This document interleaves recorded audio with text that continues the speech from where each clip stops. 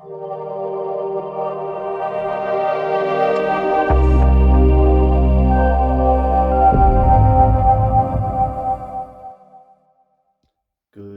morning. Carl, your everyday mystic here. Again, if you like these, please feel free, share them, like them, subscribe, all that nonsense. Um, Generational trauma. Let's give that a whirl, shall we?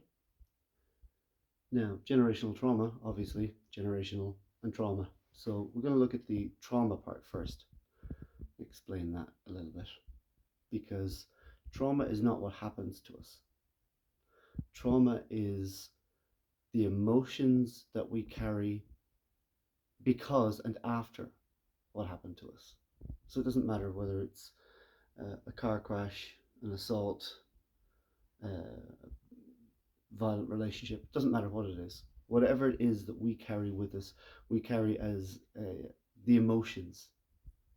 And those are somatic, they're carried in our bodies. Those emotions then give rise to thoughts and habits. Those thoughts and habits help us cope, they help us survive. The problem with coping and surviving is it's only coping and surviving.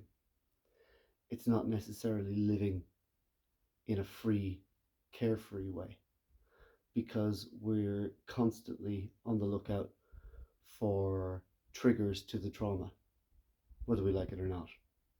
They're in our background all the time. So we carry these emotions.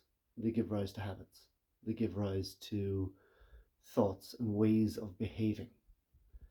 And that's where the trauma should stop, right? Well, no. The problem with that is when we have children, we teach them not by what we say, but by how we act. And if we are traumatized, if we carry trauma, they learn our habits and they learn our trauma. They learn our reactions. And they learn all that even though it's not their trauma. And then they have children. And then they bring these traumas down through the generations. And hence we have generational trauma.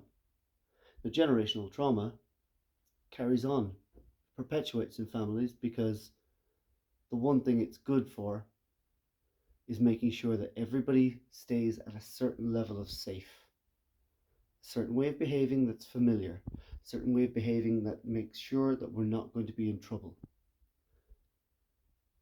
So we have whole families who are not happy because they don't know how to be, because they don't know how to let go of those reactions. They don't know how to let go of the traumas that were never theirs to carry.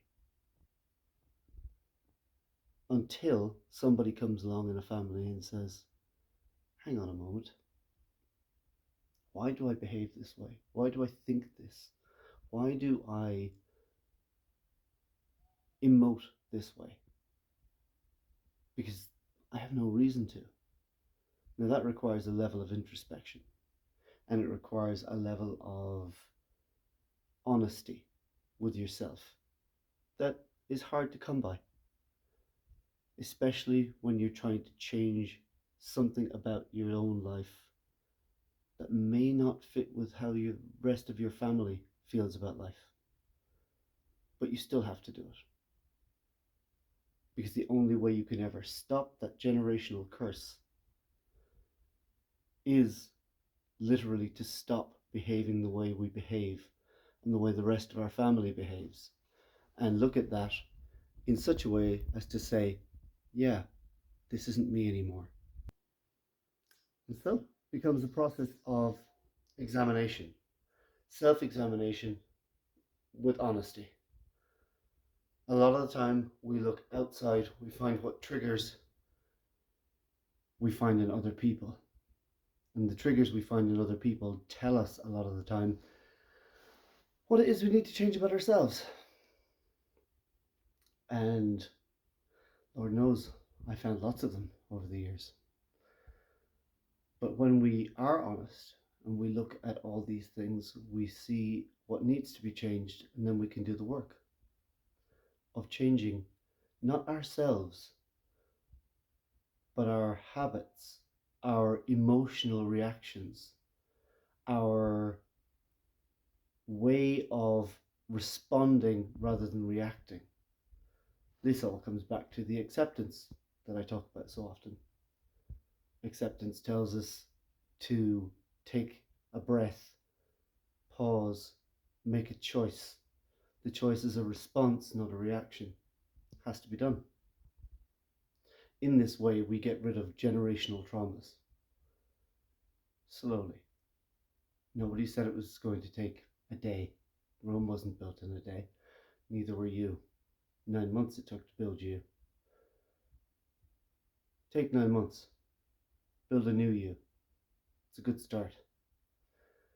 On top of all that, your family, your children will thank you for it, because they can put down the traumas.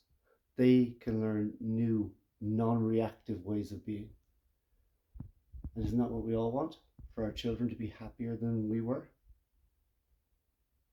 Don't make it easier for them. Make it better for them.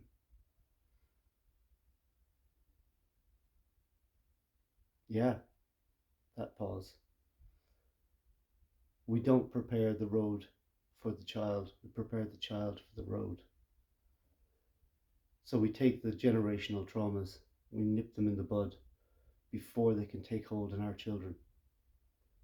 And when we do that, we prepare our children for life. We give them the tools to respond rather than react. We give them the tools to have healthy responses rather than emotional reactions. And we give them all the tools so that when they have children, their reaction is not an emotive one. Excuse me. It's a thoughtful, considered one, which regards thoughts and emotions together in making a choice. Then we have healthy people, and healthy people breed healthy people. And that is the end of today's missive.